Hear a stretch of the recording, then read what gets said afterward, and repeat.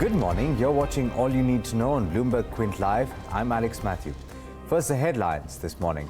6 people have died and over 30 injured after part of a foot-over bridge collapsed near Chhatrapati Shivaji Terminus in Mumbai on Thursday evening. Asian stocks are set to end the week with gains despite concerns that the trade deal between the US and China may be delayed. The UK House of Commons voted overwhelmingly in favour of Prime Minister Theresa May's plan to delay the impending Brexit. The current deadline ends on the 29th of March. India Investment Trust, sponsored by Canadian investor Brookfield, will buy Mukesh Ambani's privately owned East-West Pipeline Limited for 13,000 crore rupees. And expressing concerns over political interference in influencing statistical data in India, as many as 108 economists and social scientists have called for restoration of institutional independence and integrity to statistical organizations. Let's now talk about what happened in the US overnight. US stocks closed mostly lower on Thursday as investors digested headlines suggesting that the progress toward a US-China trade deal has stalled. There was also weaker than expected Chinese economic data. Bloomberg's Abigail Doolittle has everything that you need to know in this report. Stocks finished mixed in Thursday's Wall Street session and basically unchanged. The Dow finished ever so slightly higher, while the S&P 500 and the Nasdaq finished slightly lower, both down less than 0.2%. In fact, that S&P 500 finishing down less than 0.1%. So a real stall after the best 3 days earlier this week since January. That followed, of course, the prior week, the worst week of the year. Investors searching for more information before there's potentially a directional breakout to the upside or to the downside, really searching for some clues. As for the sectors, 7 were lower for the S&P 500, 4 higher, the best sector. Financials followed by tech, while the worst sector, materials, down about 0.7%.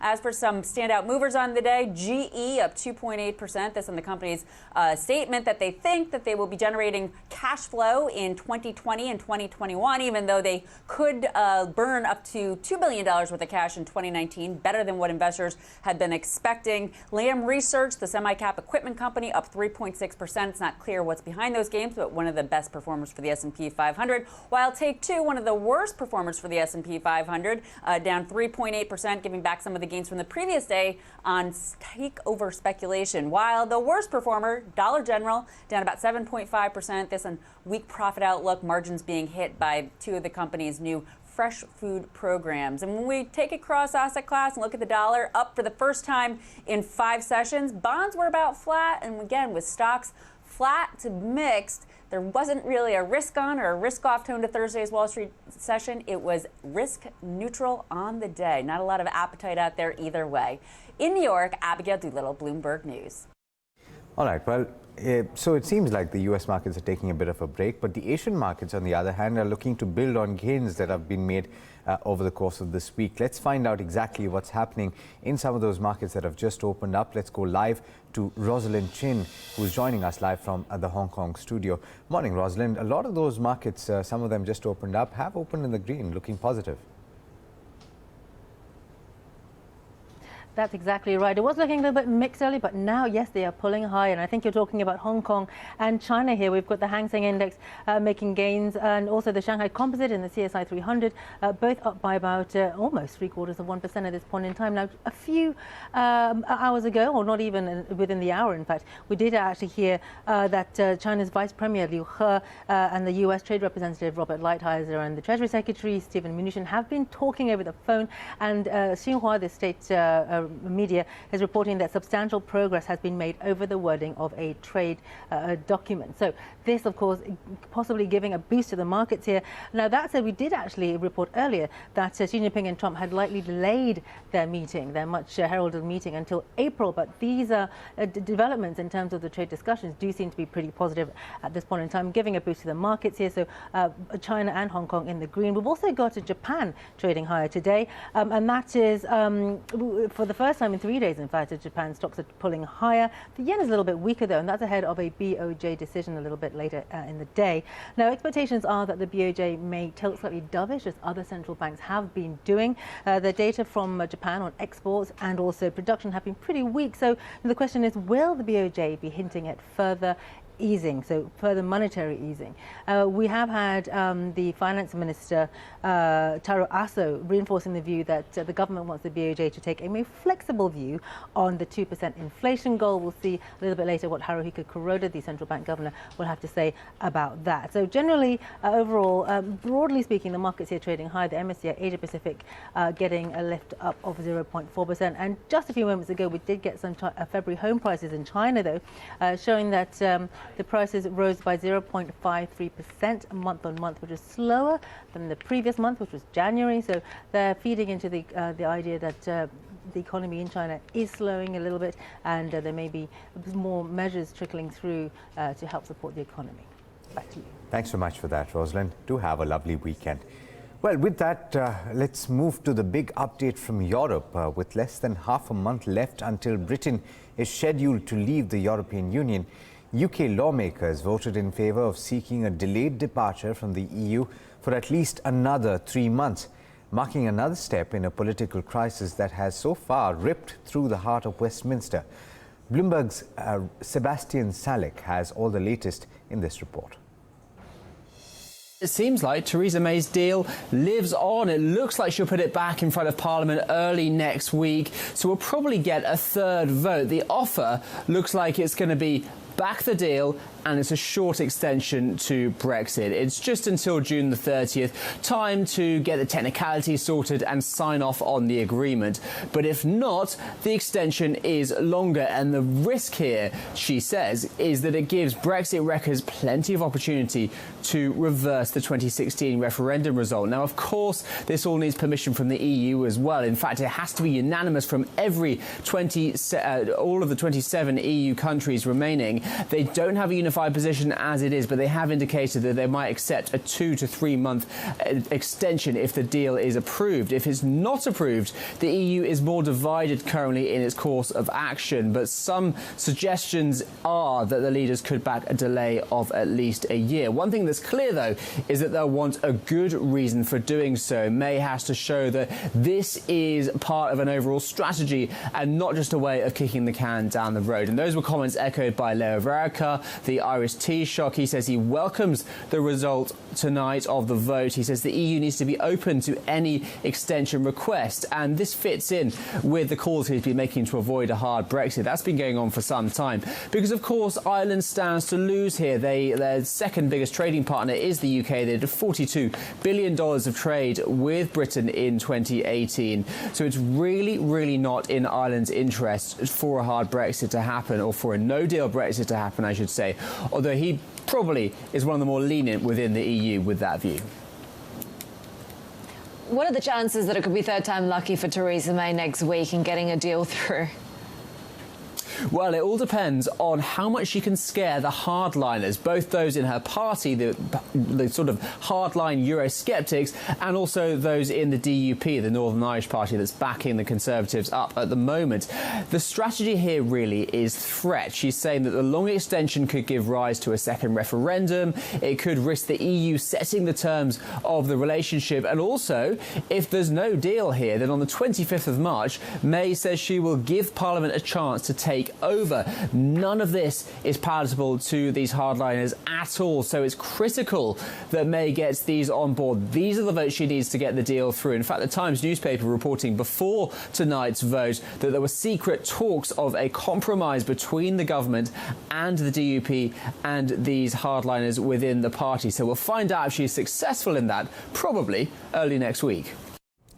All right, now the other big headline at the end of the week, or rather moving towards the end of the week, was the fact that the much-awaited meeting between US President Donald Trump and Chinese leader Xi Jinping is unlikely to happen this month. 3 people familiar with the matter have told Bloomberg this. Now, the meeting may take place only by the end of April at Trump's Mar-a-Lago resort. But Chinese news agency Xinhua has actually said that there has been substantial progress in talks between the two nations. Tom McKenzie of Bloomberg News tells you the latest in this report.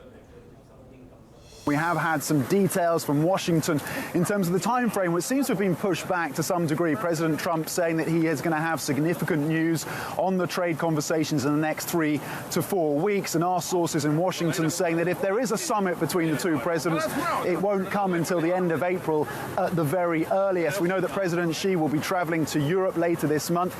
His team had been putting some planning in place about attaching another trip to the US on the back of that European tour. That planning has now, we've been told, been scrapped. And of course, we do know that there are still hurdles in these discussions, in these negotiations, particularly around the JV structures that China demands, and it is around the enforcement issues, the enforcement mechanism, and of course, tariffs. China pushing the US to remove tariffs if there is a deal pretty quickly. So those issues still need to be wrestled with, but we're getting a sense now that the time frame may be pushed back, even if the consensus seems to be that there still will be some deal at some point in the relatively near future.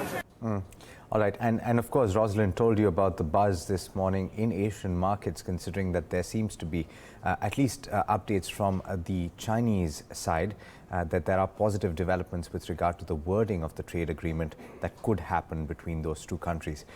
Let's go on and take a check of the Indian market at the end of the week. Agam Vakil is here to tell you all about that in the trade setup for the day, and also what's happening in the futures and options space. Agam, well, as of now, it seems indications are that while the cues are positive from Asia, we might just start a little muted or flat. Yeah, well, we have a couple of hours to go before open, so we're just going to be a wait and watch. But for now, of course, as you mentioned, that the SGX Nifty is indicating a little bit of a negative opening, but a lot can change over the course of the next 1.5 hours. Now, well, we did see consolidation yesterday with the Nifty and the Sensex closing flat, closing exactly where they left off day before, and it's the same largely for the mid-cap and the small-cap index. And the banking indices also are not responding as much. But when it comes to your ADRs, at this point in time, we're seeing mixed cues with Tata Motors and Wipro looking at marginal losses. And for gains, we have Infosys along with the likes of Vedanta, HDFC Bank, and Dr. Reddy's. But let's move on and talk about your FIIs. Once again, continuing to put in money, this time around 1,483 odd crores. DIs continuing to withdraw amounts in the Indian equity markets. And well, at this point, we have a fairly evenly poised picture between gainers and losers, so not too much to speak for. But moving on to your futures and options space, that is where we continue to see some sort of, consolidation, if I can call it that, and a decline of around 1% for the Nifty futures. The banking Nifty futures are seeing further unwinding of around 6%. Now, when it comes to your open interest distribution, again, the range remains the same, the 500-point range between 11,000 and 11,500. And in terms of writing, we've seen a little more writing around the 11,300 put, thereby giving it some more weight with respect to the near-term support. Moving downwards. But your VIX, of course, also remained largely unchanged, and that was the case for the Nifty put-call ratio at around 1.68, the banking Nifty put-call ratio at 1.26, and we didn't have too much change in the F&O band names, except for we had one addition. BML, IDBI Bank, of course, among those which were already there, Reliance Infra, Reliance Power, Jet Airways, and the new entrant in the F&O ban is Adani Enterprises. So keep an eye on that. We expect restricted trade there. Besides that, we're watching out for PC Jeweler, Jubilant FoodWorks, and Repco Home Finance. And in terms of unwinding, we're keeping an eye on something like an NTPC and Apollo Hospitals, which continue to see unwinding. BEML surprisingly hasn't come out yet, despite the fact that we did see its open interest decline by 17%. Should that trend continue, BEML will likely move out of the F&O band, but mixed cues, and that is what we're expecting today. Thank you so much for that, Agam. Well, updates on a couple of the big international news points that we had for you this morning. We have commentary on both of them. A hard Brexit, first of all, may be a bad idea, according to JP Morgan CEO Jamie Dimon.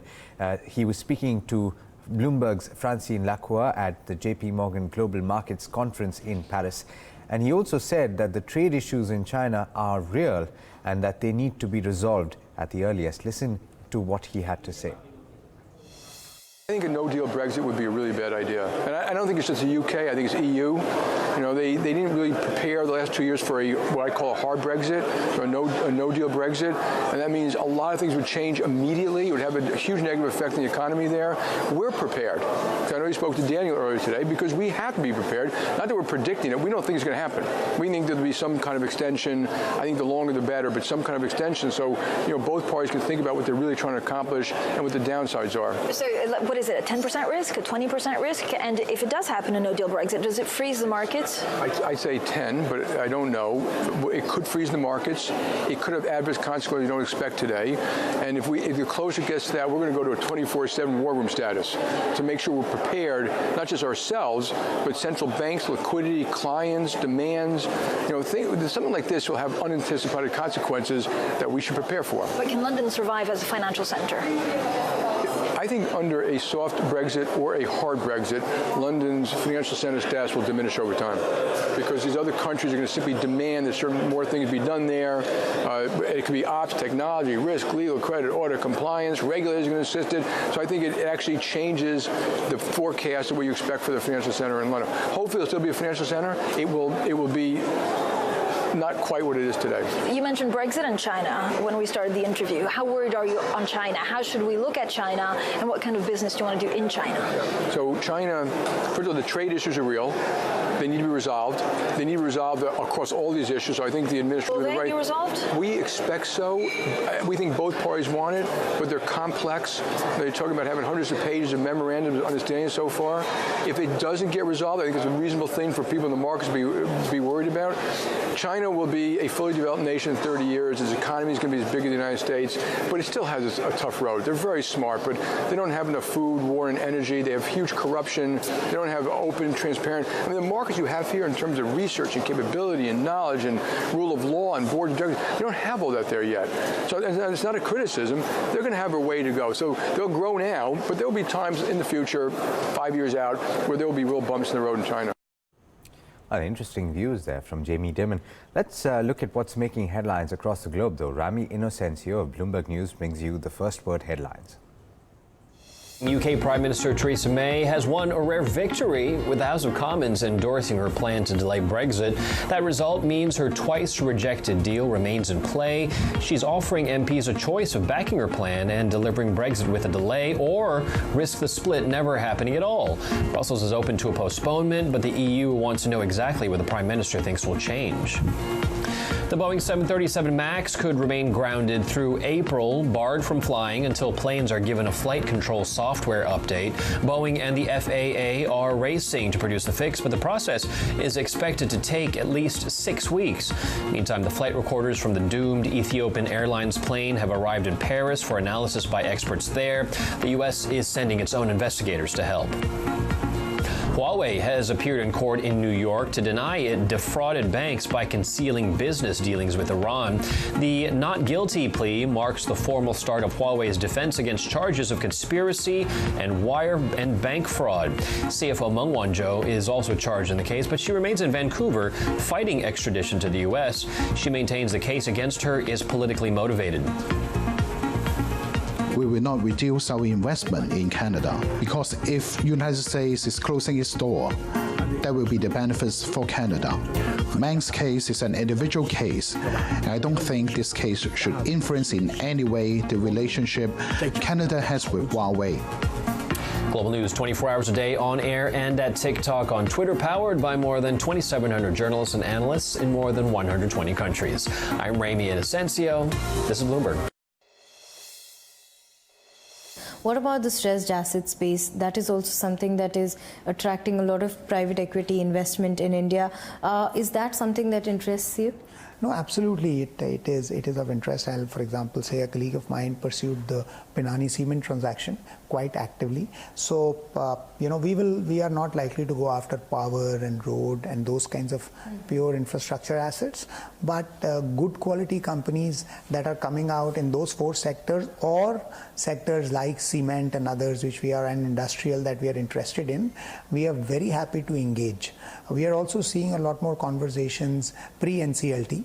happening because people are saying why go through that process if you can settle some of those conversations. Also, we are seeing active discussions by different folks to reduce their debt level. They are putting a lot of other assets. So thanks to, I would say, stress on one side, we are seeing portfolio opportunities coming up on the other side also, where people are willing to talk about raising money or selling in some of their other firms. So I think that's part of the reason that the pipeline has been quite rich over the past 12 to 24 months. So you're saying that instead of getting into a stressed asset directly, you would rather, come with another company or with a corporate and then invest into the stressed asset space. How would that investment really be for True North if it ever happens? Yeah. No, I'm saying that there are three ways that this is impacting.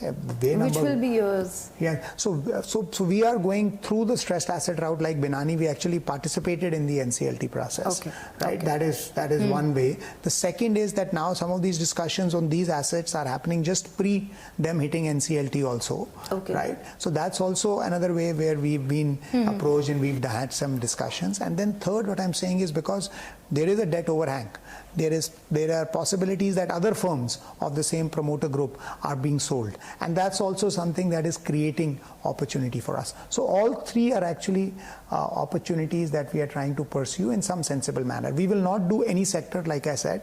We typically do not invest in infrastructure. So a lot of the stressed assets are in the infra space, which then are not that we will engage significantly on. So what will be some of the exciting parts from the stressed asset space? So like we spoke about cement, if there is something on auto comp, any of the sectors that we spoke about, if there is a consumer company, for whatever reason there were issues, and we can absolutely talk about that. So some of these are platforms that will interest us. There are a bunch of stocks that we need to look at today, starting with RIL. India Investment Trust will buy Mukesh Ambani's privately owned East West Pipeline Limited for 13,000 crore rupees.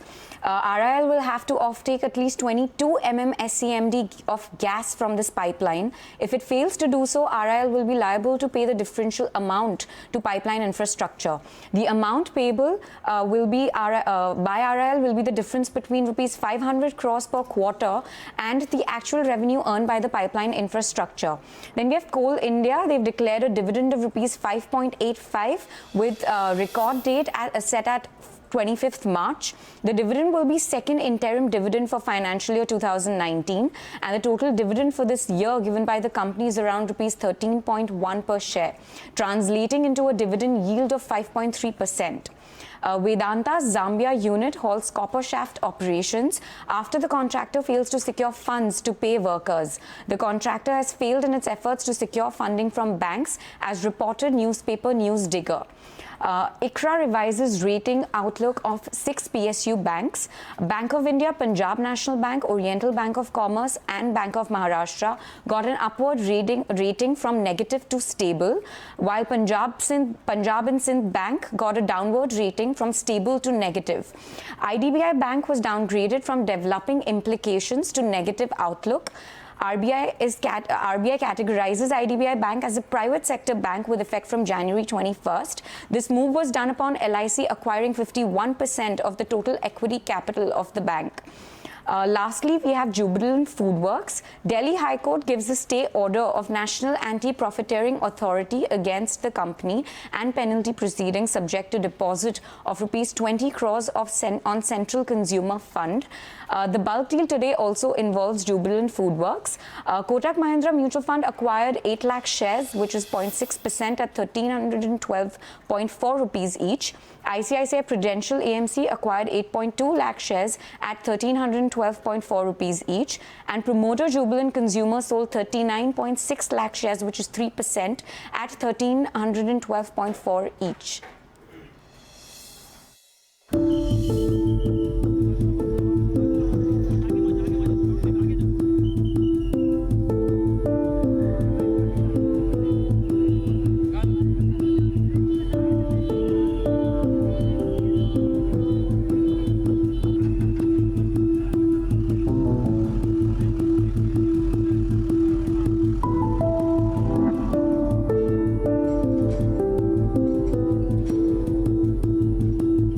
Mumbai में दुर्घटना हुई थी उस समय सारे foot over bridge, चाहे वो railway के हो चाहे महानगर पालिका के हो, इनका एक स्ट्रक्चरल ऑडिट करने का आदेश दिया गया था। इसको स्ट्रक्चरल ऑडिट में फिट पाया गया और कुछ माइनर रिपेयर्स कहे गए थे। उसके बावजूद अगर ये पुल गिरता है और इतनी भीषण दुर्घटना होती है तो कहीं ना कहीं ये स्ट्रक्चरल ऑडिट के ऊपर भी एक प्रश्न चिन्ह निर्माण होता है।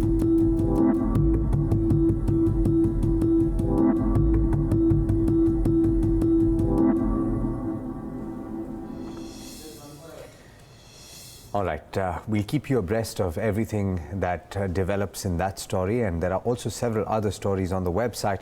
And besides that, of course, you'll find all the live market action over the course of the day. First up, the Directorate General of Civil Aviation may stop Jet Airways from taking advanced bookings beyond a particular period, taking into account its drastically reduced capacity and massive flight cancellations, according to an official. Now, as per the official, Jet Airways has been flying only 61 of the 116 planes that it has in its fleet, forcing it to cancel as many as 45% of its total flights.